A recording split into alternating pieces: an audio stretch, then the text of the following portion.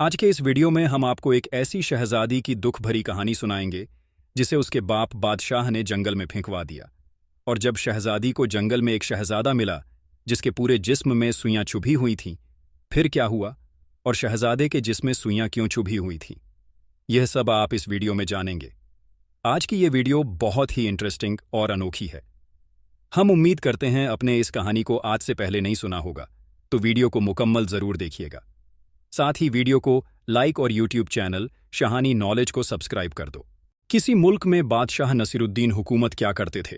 वह बहुत ही नेक और रहमदिल बादशाह थे। वह अपनी रियाया से बेपनाह प्यार करते थे और रियाया के भले के लिए कुछ भी कर गुजरते थे। बादशाह की एक बहुत ही खूबसूरत बेटी थी जिसका नाम शहजादी महानूर था। शहजादी महानूर बेपनाह खूबसूरत और हर काम में माहिर थी। खूबसूरती में उसकी मिसाल कोई न था।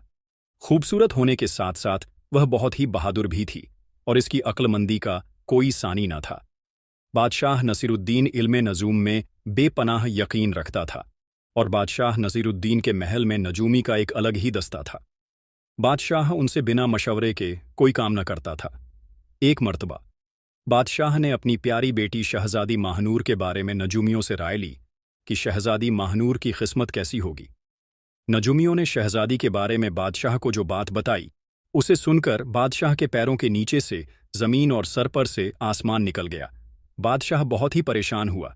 नजूमियों ने बताया कि जब शहजादी महानूर 21 साल की होगी तो वह मुल्क के लिए बहुत बड़ा खतरा साबित होगी। बादशाह, जो नजूमियों में बहुत यकीन रखता था, उनकी बात सुनकर बादशाह बहुत ही बेचैन हो गया। पूरे महल में इस बात के लिए कि कानाफूसी होने लगी। वजीरों ने बादशाह को सलाह दी कि शहजादी को मार दिया जाए या उसे महल से निकाल दिया जाए, लेकिन क्योंकि बादशाह एक बाप थे और उनके लिए यह फैसला बहुत मुश्किल था, लेकिन फिर भी अपने मुल्क की आवाम की भलाई के लिए उन्होंने अपने दिल पर पत्थर रख लिया। और रात के अंधेरे में जब सारी दुनिया सो रही थी तो उन्होंने 2 सिपाहियों को हुक्म दिया कि वह शहजादी महानूर को घने जंगलों में छोड़ आए, जहां से वह कभी भी लौटकर वापस ना सके, क्योंकि अपने हाथों से शहजादी को कत्ल करना बादशाह के बस में ना था। बादशाह ने सोचा, अगर इसकी जिंदगी होगी तो यह बच जाएगी, लेकिन इसकी वजह से मेरी आवाम को तकलीफ नहीं होनी चाहिए। भले ही यह मेरी लाडली और इकलौती बेटी है, लेकिन मैं यह हरगिज नहीं चाहूंगा कि किसी एक की वजह से पूरी आवाम की जान खतरे में डाल दूं। बादशाह के लिए यह फैसला बहुत ही मुश्किल था। उन्होंने अपने दिल पर पत्थर रख लिया था। बादशाह का दिल अंदर ही अंदर रो रहा था। सिपाही शहजादी को उठाकर जंगल की तरफ निकल पड़े और इधर बादशाह अपने कमरे में जाकर फूट फूट कर रोने लगा। आज अपनी प्यारी लखते जिगर को अपने से जुदा कर रहा था और वह ऐसी जगह भेज रहा था जहां से उसका लौट कर आना नामुमकिन था। अचानक बादशाह तेजी से उठा और तेज तेज कदमों से उठता हुआ महल की बालकनी में जा पहुंचा। बादशाह महल की बालकनी से बार बार शहजादी को जाता देख रहा था और सोच रहा था कि आज के बाद अब वह अपनी बेटी को कभी भी नहीं देख पाएगा। जो शहजादी अब तक आरामदायक है, जिंदगी बसर कर रही थी, घोड़े पर बैठी थी और अनजान थी कि वह कहाँ जा रही है, लेकिन उसके दिल में डर था, उसकी किस्मत उसे कहाँ पर लेकर जा रही है। जंगल बहुत ही घना और डरावना था। सिपाहियों ने एक जगह पर घोड़ा रोका और शहजादी महानूर को उतार दिया और कहा, शहजादी हुजूर, हम सिर्फ बादशाह सलामत के हुक्म को मान रहे हैं। दूसरे सिपाही ने उसे एक गठरी दी जिसमें रोटियां और पानी था और कहा, यह तुम्हारे कुछ दिनों के लिए काफी होगा, आगे अल्लाह तुम्हारा निगहबान है। यह कहकर वह सिपाही वापस मुड़े और चले गए। महानूर उनको जाते हुए देख रही थी। जब सिपाही चले गए तो महानूर ने अपने आसपास देखा। वह बहुत ही घना और डरावना जंगल था। वह अकेली थी। उसने अपने चारों तरफ देखा तो उसे डर लग रहा था। सब तरफ अंधेरा था। वह करें तो क्या करें, कहाँ जाएं? महानूर की आंखों में आंसू आ गए। वह कमजोर नहीं थी, वह बहुत बहादुर थी। उसने अपनी हिम्मत जुटाई और उस अनजान रास्ते पर चल पड़ी। महानूर को भटकते भटकते काफी वक्त गुजर गया। वह नंगे पांव जंगल में भटक रही थी। चारों तरफ घना अंधेरा था। पेड़ों की सरसराहट के अलावा और कोई आवाज न थी। ठंडी हवा ने उसके रेशमी कपड़ों को जकड़ लिया था। भूख प्यास से उसकी हालत खराब होने लगी थी। लेकिन इस सबसे ज्यादा उसे इस बात का ख्याल था कि अब आगे क्या होगा। वह कई घंटे तक चलती रही। चलते चलते थककर एक दरख्त के नीचे बैठ गई है। उसका दिल जोर जोर से धड़क रहा था। उसकी आंखों में आंसू थे। वह आसमान की तरह मुंह करके अपने रब से फरियाद करने लगी। अचानक झाड़ियां के पीछे से किसी के कराहने की आवाज आई। कौन है वहां? महानूर ने घबराकर पूछा, लेकिन कोई भी जवाब न आया। जब कराहने की आवाज तेज हुई तो महानूर डर गई, लेकिन वह शहजादी थी, बहादुर थी, खूबसूरत थी, उसमें बेपनाह हिम्मत थी। उसने सारी हिम्मत जुटाई और झाड़ी के करीब गई, जहां पर उसने एक नौजवान को देखा, जिसको देखकर उसकी आंखें फटी की फटी रह गईं। वह बहुत ही खूबसूरत था, लेकिन बुरी तरह से जख्मी था और जमीन पर पड़ा था। उसके पूरे जिस्म में सैकड़ों सुइयां चुभी हुई थीं और जिस्म से खून निकल रहा था। उनके धब्बे उसके कपड़ों को लाल कर चुके थे। उसकी आंखें बंद थीं और सांस धीरे धीरे चल रही थी। महानूर ने उसके चेहरे को देखा। यह कोई आम इंसान का चेहरा नहीं था। वह तो ऐसा लग रहा था जैसे किसी शाही खानदान से हो। लेकिन वह था कौन? और वह इस जंगल में कैसे आया? और उसके जिस्म में सुइयां क्यों चुभी हुई थीं? या अल्लाह, यह कौन है और इसकी हालत किसने की? महानूर ने खुद से बड़बड़ाते हुए कहा। वो उसे देखकर घबरा गई और उसने उस शख्स के चेहरे पर हाथ रखा। वह बुखार से तप रहा था। महानूर को समझ नहीं आ रहा था कि वह क्या करे। महानूर ने उसकी मदद करने की सोची, क्योंकि अगर वह उसकी मदद ना करती तो वह मर जाता। उसके जिस्म में इतनी सुइयां थीं कि अगर उन्हें जल्द से जल्द बाहर ना निकाला जाता तो जहर उसकी नसों में फैल जाता। महानूर ने जल्दी से अपने दुपट्टे का एक टुकड़ा पकड़ा और पानी से उसको गीला करके उस शख्स के माथे पर रखा। फिर धीरे धीरे उसके जिस्म से सुइयां निकालना शुरू कर दी। जैसे ही उसने पहली सुई निकाली, उस शख्स के चेहरे पर हल्की सी तकलीफ की झलक आई, लेकिन वह होश में नहीं आया। एक एक करके उसने कई सुइयां निकाल दी। काम बेहद मुश्किल था।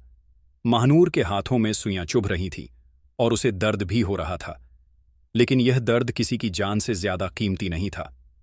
महानूर ने हिम्मत ना हारी और उसके जिस्म से सुइयां निकालती रही।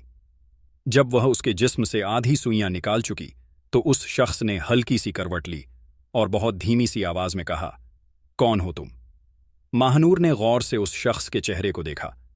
उसकी आंखें अभी आधी खुली हुई थीं और उनसे दर्द झलक रहा था और उसे कमजोरी भी महसूस हो रही थी। मैं महानूर हूं शहजादी, महानूर ने कहा। उस शख्स ने कुछ कहने की कोशिश की, लेकिन तकलीफ की वजह से वह बेहोश हो गया। महानूर समझ गई कि उसे इसका खूब ध्यान रखना होगा। कौन था वह और उसके साथ यह हादसा क्यों हुआ? महानूर भी यह सब जानना चाहती थी। महानूर ने पूरी रात उस शख्स की देखभाल की। धीरे धीरे उसके जिस्म से सारी सुइयां निकाल दी, लेकिन उसकी हालत अभी नाजुक थी। वह हर बार होश में आता, कुछ कहने की कोशिश करता, लेकिन कमजोरी उसका साथ न देती। वह बेहोश हो जाता। धीरे धीरे सुबह हुई, जंगल में रोशनी फैली तो महानूर ने उस शख्स को गौर से देखा। वह बहुत से खूबसूरत था। गोरा रंग, तेज तर्रार, नैन नक्श होंठों पर हल्की सी मुस्कान। उसको देखकर महानूर का दिल जोर से धड़का, लेकिन उस शख्स की हालत बता रही थी कि वह कई दिनों से तकलीफ में गिरफ्तार है। महानूर को समझ नहीं आ रहा था कि वो यहां इस जंगल में कैसे आया और किसने उसे मारने की कोशिश की। ये शख्स कौन है और किससे उसकी इतनी खतरनाक दुश्मनी है जिसने उसे इस हालत में छोड़ दिया, तड़पने के लिए, मरने के लिए। यह तो मौत से बदतर हालत थी। इंसान तिल तिल मर रहा था और अपने लिए कुछ नहीं कर पा रहा था। तभी उस शख्स ने हल्की सी आवाज में कहा, पानी। महानूर ने जल्दी से अपनी गठरी खोली और उसमें से पानी निकालकर उस शख्स के होठों से लगाया। वह थोड़ा सा पानी पीते ही हाँफने लगा, लेकिन उसके चेहरे पर थोड़ी सी जान आई।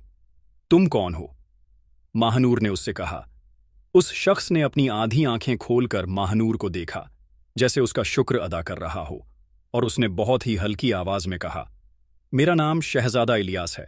महानूर चौंक गई तो यह शख्स एक शहजादा था, लेकिन फिर यह इस जंगल में कैसे आया? महानूर ने अपने दिल में सोचा। महानूर ने उसे कहा, तुम्हारी यह हालत किसने की है? शहजाद। इलियास ने गहरी सांस ली। उसे अभी भी कमजोरी महसूस हो रही थी और उसने धीमी आवाज में कहना शुरू किया, यह सब एक जादू की वजह से हुआ है। महानूर की आंखें हैरानी से फट गईं। जादू? इलियास ने मुश्किल से हां में सर हिलाया और कहा, एक जालिम जादूगरनी ने जो मुझसे शादी करना चाहती थी, वह मेरे ऊपर दिलो जान से आशिक हो गई थी, लेकिन जब मैंने उससे शादी करने से इनकार कर दिया तो उसने कसम खाई कि वह मुझे और मेरे मुल्क को खत्म कर देगी। वह जालिम जादूगरनी बहुत ही ज्यादा बेरहम थी। उसे जालिम जादूगरनी को ठुकराए जाने का बहुत अफसोस था और एक रात उसने मुझे अपने जादू से इस जंगल में पहुंचा दिया और मेरी ऐसी हालत कर दी जिससे मैं तिल तिल मरता रहूं। महानूर को समझ आ चुका था कि यह एक शहजादा है जिसके साथ यह सब कुछ एक जादूगरनी ने किया है। महानूर ने जब शहजादा इलियास की पूरी कहानी सुनी तो उसका दिल भर आया। वह सोच भी नहीं सकती थी कि कोई इतना बेरहम भी हो सकता है। कोई कैसे किसी को तिल तिल करने के लिए छोड़ सकता है। महानूर ने शहजादा इलियास से पूछा, क्या कोई तरीका है जिससे इस जादू का तोड़ किया जा सके? शहजादे ने गहरी सांस ली और कहा, मेरे बाबा ने कहा था कि हर जादू का कोई ना कोई तोड़ जरूर होता है, लेकिन जादूगरनी ने इसके बारे में कुछ भी नहीं बताया क्योंकि वह चाहती थी कि मैं मर जाऊं। महानूर ने सोचा, जब हर जादू का कोई ना कोई तोड़ होता है तो इसका भी कोई ना कोई तोड़ जरूर होगा। हमें जल्द से जल्द उस जादू के तोड़ को ढूंढना होगा, वरना शहजादा इलियास की जान खतरे में पड़ जाएगी। महानूर अभी अपने दिल में यह सब बातें सोच ही रही थीं। उसी वक्त जंगल में हल्की हल्की हवा चलने लगी। पेड़ों के पत्ते सरसराने लगे। अचानक से एक हल्की मगर धीमी आवाज महानूर के कान में गूंजी, इस जादू का तोड़ गहरी घाटी में छिपा है, जहां पर चांदनी रात में चांदनी की रोशनी सबसे पहले पड़ती है। महानूर और इलियास दोनों चौंक गए। यह आवाज किसकी है? महानूर ने फुसफुसाकर कहा। इलियास ने चारों तरफ देखा, लेकिन जंगल में कोई भी ना दिखा। शायद यह कुदरती तौर पर कोई हमारी मदद हो रही है, इलियास ने कहा। गहरी घाटी। महानूर ने धीरे से इस हर्फ को दोहराया, लेकिन यह कहां पर है? इलियास ने हल्के से सर हिलाया और कहा, मुझे बिल्कुल पता नहीं, मेरा मुल्क इस जंगल के पार था। शायद यह वही जगह होगी। महानूर ने इलियास को वहां ले जाने का फैसला किया, लेकिन तभी झाड़ियां में कुछ हलचल हुई और दोनों की सांसें रुक गईं। महानूर ने धीरे धीरे झाड़ियों की तरफ देखा। वहां 3 खूंखार भेड़िए थे जो उनकी तरफ आ रहे थे, जिन्हें देखकर महानूर काफी ज्यादा डर गई। शहजादा इलियास को अभी भी कमजोरी महसूस हो रही थी और उसके पास, शहजादी महानूर के पास, कोई हथियार न था जिससे वह उन भेड़ियों का मुकाबला कर सके। शहजादी महानूर हर फन में माहिर थी, बेपनाह खूबसूरत होने के साथ साथ बहादुर भी थी और अक्लमंद भी। महानूर ने तेजी से पेड़ की एक मोटी सी टहनी उठाई और खुद को इलियास के आगे खड़ा कर लिया और कहा, मैं तुम्हें बचाऊंगी। अचानक उनमें से एक भेड़िया आगे बढ़ा और हमला करने के लिए झपट्टा। महानूर ने पूरी ताकत से भेड़िए पर वार किया, जिससे वह पीछे हट गया, लेकिन दूसरे 2 भेड़िया अभी आगे बढ़ रहे थे। तभी इलियास ने मुश्किल से अपना हाथ उठाया और जमीन पर कुछ मुंह मुंह में पड़कर बुदबुदाया।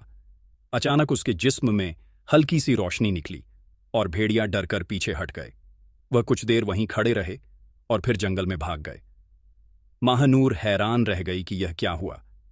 शहजादा इलियास ने थकी हुई आवाज में कहा कि मेरे जिस्म में अभी भी वह जादू है जो उस जादूगरनी ने मेरे ऊपर किया था, लेकिन मैं ज्यादा देर इसका इस्तेमाल नहीं कर पाऊंगा।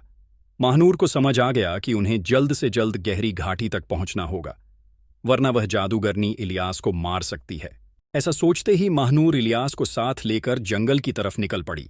इलियास अभी बहुत ही कमजोर था और उसे बेपनाह थकान भी महसूस हो रही थी, लेकिन महानूर ने उसे सहारा दिया और उस सहारे से वह धीरे धीरे आगे बढ़ रहा था। रास्ते में कई सारी मुश्किलें आईं, कभी घने जंगलों में छिपते हुए जानवरों से बचते हुए, कभी कांटों और झाड़ियां से रास्ता बनाते हुए वह आगे बढ़ती चली जा रही थी। इसी तरह चलते चलते एक दिन वह एक पहाड़ी के पास पहुंच गई, जहां से उसे गहरी घाटी दिखाई देने लगी। यह वही जगह हो सकती है जिसके बारे में आवाज ने हमें बताया था। हमें नीचे उतरना होगा, महानूर ने कहा। लेकिन नीचे जाने का कोई भी रास्ता नहीं था, सिर्फ एक बहुत ही खतरनाक रास्ता था जो पहाड़ की दीवार से लगा हुआ था। शहजादा इलियास ने कहा, हमें हिम्मत रखनी होगी। महानूर ने पहले खुद को, फिर इलियास को सहारा देकर नीचे उतारना शुरू किया। हर कदम के साथ उसकी धड़कनें बढ़ती जा रही थीं कि अब आगे क्या होगा। इसी तरह चलते चलते, उतरते उतारते वह घाटी तक पहुंच गए। जैसे ही उन्होंने वहां पर कदम रखा तो जो देखा उससे उनकी आंखें फैल गईं। वहां पर एक गुफा थी। महानूर और इलियास ने उसके अंदर चले गए। वहां पर दीवारों पर अजीब तरह की तस्वीर थी जो किसी पुरानी कहानी को बताते थे। गुफा के बीच में एक सुनहरी किताब रखी थी। इलियास ने कांपते हुए हाथों से किताब उठाई और उसको खोला, और जिसको खोलते ही एक आवाज गूंजी, जो सच्चा होगा वह इस जादू को तोड़ ढूंढ सकेगा। किताब में लिखा था, जादू को तोड़ने के लिए एक पाक साफ शफाफ पानी की जरूरत है जो अपनी इस गुफा में छुपा हुआ है। उसकी तलाश करनी होगी। जब शहजादा इलियास उससे नहाएगा तो जादू टूट जाएगा, लेकिन गुफा की रखवाली एक देव करता था। महानूर ने कहा, मैं कैसे भी करके वह पानी लेकर आऊंगी और आपके जादू का तोड़ करूंगी। महानूर इलियास को साथ लिए गुफा के अगले दरवाजे की तरफ बढ़ती गई। जैसे ही वह अंदर गए, एक बहुत ही हैबतनाक आवाज गूंजी और एक बड़े बड़े दांतों वाला, जिसकी लाल आंखें थीं और बड़े बड़े पंजे थे, वह बहुत ही भयानक था। दानव सामने आ गया और दहाड़ते हुए कहने लगा, कौन है जो यहां से पानी लेने आया है? किसकी इतनी हिम्मत? इलियास ने हिम्मत जुटाकर अपनी दुख भरी कहानी बताई और कहा, मुझे इस जादू के तोड़ के लिए थोड़ा सा पानी चाहिए। देव जोर से हंसा और कहने लगा, अगर पानी चाहिए तो तुमको मेरी एक बात माननी होगी। महानूर ने उसे झट से पूछा, क्या बात? देव ने कहा, मैं 3 सवाल पूछूंगा, जो उनके सही जवाब देगा उन्हें मैं वह पानी दे दूंगा। महानूर ने कहा, ठीक है, सवाल पूछो। देव ने उनसे सवाल पूछे। देव ने अपना पहला सवाल पूछा। उसने कहा, ऐसी कौन सी चीज है जो जितनी ज्यादा भारी होती है उतनी ही हल्की लगती है? शहजाद इलियास और महानूर सोच में पड़ गए। महानूर ने कुछ दूर देर सोचा, फिर मुस्कुराकर कहा, गुब्बारा। देव ने हां में सर हिलाया और फिर दूसरा सवाल पूछा, ऐसी कौन सी चीज है जो बोलती नहीं है फिर भी सच बताती है? इलियास ने उसी वक्त जवाब दिया। आईना देव का काफी परेशान हो गया और सोचने लगा कि दोनों सवालों के जवाब आसानी से बता दिए, इनसे कोई बेहद मुश्किल सवाल पूछना चाहिए। देव ने कुछ देर सोचा और फिर बोला, मैं दिन में गायब रहता हूं और रात को लौट आता हूं। मेरा कोई भी रंग रूप नहीं है, लेकिन मुझे देखा जा सकता है। मैं कौन हूं? बताओ महानूर और इलियास। यह सवाल सुनकर सोच में पड़ गए। देव मुस्कुराया। उसने सोचा कि अब यह इस सवाल का जवाब ना दे पाएंगे। कुछ देर सोचने के बाद महानूर की आंखें चमकी और उसने कहा, इसका सही जवाब है। तारादेव कुछ देर चुप रहा और फिर जोर से हंसा और बोला, तुम दोनों बहुत ही अक्लमंद हो। तुमने मेरे तीनों सवालों के सही जवाब दिए हैं, और जैसा मैंने तुमसे वादा किया था, इसलिए मैं तुम्हें इस बात पानी को लेने की इजाजत देता हूं। महानूर और इलियास ने उनके सही जवाब दे दिए, इसीलिए देव ने उन्हें वह पानी दे दिया। जैसे ही शहजादा इलियास पाक साफ पानी में नहाया, उसका सारा दुख दर्द दूर हो गया। उसकी जिस्म से सुइयां के निशान मिट गए और उसके जिस्म की कमजोरी दूर हो गई। लगता है जादू खत्म हो गया है, शहजादा इलियास ने खुशी से उछलते हुए कहा। महानूर की आंखों में आंसू थे। उन दोनों ने एक दूसरे को देखा और तब उन्हें एहसास हुआ कि वह दोनों के दिल एक दूसरे के लिए धड़कने लगे हैं। उसी वक्त एक भयानक आवाज गूंजी जो जादूगरनी की थी, तुम्हें ऐसा करने की इजाजत नहीं। यह कहते ही जादूगरनी वहां हाजिर हो गई। जादूगरनी गुस्से से आग बबूला थी। उसने दोबारा अपने जादू से इलियास पर हमला किया, लेकिन उस पर कोई भी असर न हुआ, क्योंकि शहजादा इलियास अभी अभी उस जादू के तोड़ वाले पाक पानी से नहाया था। बहुत देर तक जादूगरनी कोशिश करती रही। महानूर ने जादूगरनी को गौर से देखा तो उसे समझ आया कि हर जादू करने से पहले जादूगरनी अपनी उंगली में पहनी गई अंगूठी को हिलाती है। महानूर समझ गई कि इसका सारा जादू इस अंगूठी में है। अगर इससे ये अंगूठी किसी तरह छीन ली जाए तो इसका जादू भी खत्म हो जाएगा और इसे मारना आसान हो जाएगा। महानूर ने भी अपनी अक्ल और सूझबूझ से जादूगरनी को चकमा दिया और उसकी जादुई अंगूठी छीन ली, क्योंकि अंगूठी में ही जादूगरनी की सारी जादुई ताकत थी। जैसे ही अंगूठी उनके हाथ में आई तो उसने उसे तोड़ दिया, जिससे जादूगरनी ने एक जोरदार चीख मारी, ये क्या किया तुमने? मैं तुम्हें नहीं छोड़ूंगी। और इसके साथ ही जादूगरनी धुएं में बदल गई और गायब हो गई। इलियास ने शहजादी से कहा, अगर तुम मेरे साथ मेरे मुल्क में चलोगी तो मैं तुम्हारा हमेशा साथ निभाऊंगा। महानूर ने मुस्कुराकर सर हिला दिया, क्योंकि वह भी शहजादा इलियास से मोहब्बत करने लगी थी। वापसी का सफर इतना मुश्किल न था जितना जाते वक्त था। कुछ दिन सफर तय करने के बाद वह दोनों शहजादा इलियास के मुल्क वापस आ गए। मुल्क पहुंचे जहां पर बादशाह और मल्लिका ने उन दोनों का इस्तकबाल किया, और सारी कहानी को जानकर मल्लिका और बादशाह महानूर से बहुत खुश हुए और उससे मोहब्बत और प्यार से रखने लगे। कुछ वक्त बाद उन दोनों की शादी बहुत ही धूमधाम से हुई और वह हंसी खुशी जिंदगी जीने लगे।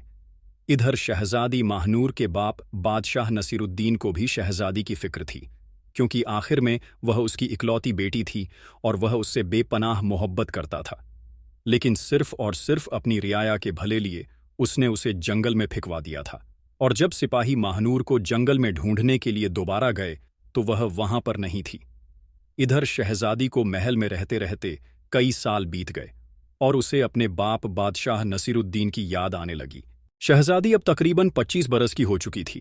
इधर महल में जब शहजादा इलियास को महानूर ने बाप बादशाह के बारे में सब कुछ बताया, तो शहजादा इलियास महानूर को लेकर उसके मुल्क में आया, जहां पर बादशाह ने उन दोनों का इस्तकबाल किया और बेटी को गले लगाकर खूब प्यार किया।